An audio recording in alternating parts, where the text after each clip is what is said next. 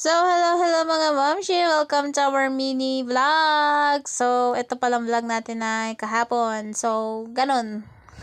Late na namang na voice over. Pagpasensyahan nyo na.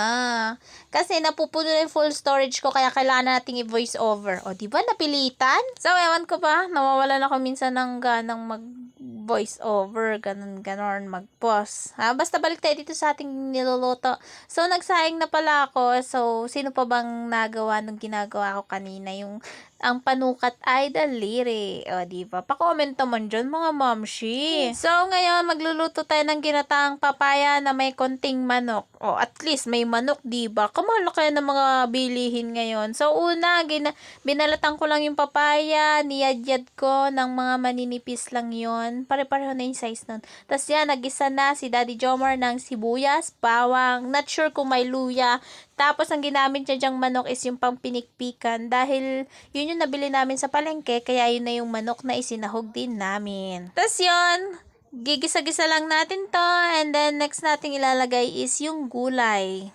Nahugasan na yan. So, kapag nagigisa si Daddy, nagtitimpla na rin siya dyan. Naglalagay siya ng toyo, suka, paminta, asin, magic, and then yun. Gisa-gisa hanggang lumambot ang karne. Diba? Tapos ito, ilalagay na niya yung nayadyad na papaya, diba? Nagbo-voice over ako, nakatingin lang sa akin si Toby. Napakabait na bata. Kanina, nagwawala siya.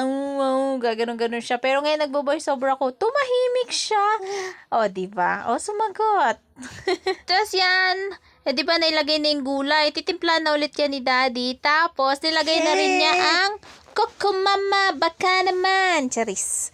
Narinig niyo ba si Bibi Toby kanina? Tapos yan, tinimpla niya ulit ng asin, paminta, magic, toyo, suka. Basta alam niyo na kung para saan yung toyo at suka kung talagang nagluluto kayo, diba?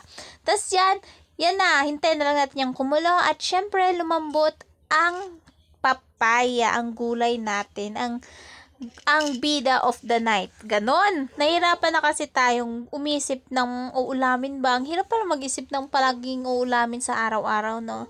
Di may papaya dyan. Sabi ko, na-miss ko mag-ginataan. Yan, ginataan na lang ni Daddy yung papaya at nilagyan na lang niya po ng manok. Konting manok, okay na yun.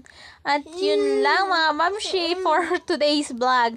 Tignan nyo naman, kakain na kami, inaantok na si Tobias. Alam nyo ba yan? Anong oras na kami nagising? Alas 5 na ata, pero inaantok pa rin siya. Di ba nakikipagsabayan na po siya sa akin? Gigigil na ang baby Toby.